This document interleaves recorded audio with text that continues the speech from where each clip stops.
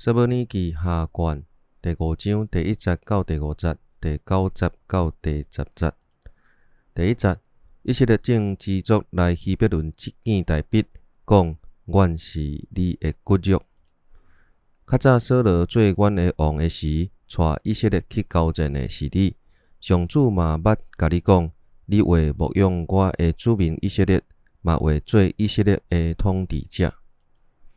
以色列的長老攏來希伯崙見大衛王，王就佇希伯崙，佇上主的面前甲因立約，因就用油抹大衛，設立伊做以色列的王。大衛做位的時30歲，做王40年久。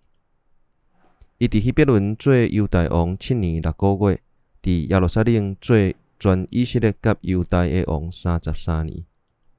第9節，大衛住佇堡壘，甲迄個所在號做大衛城。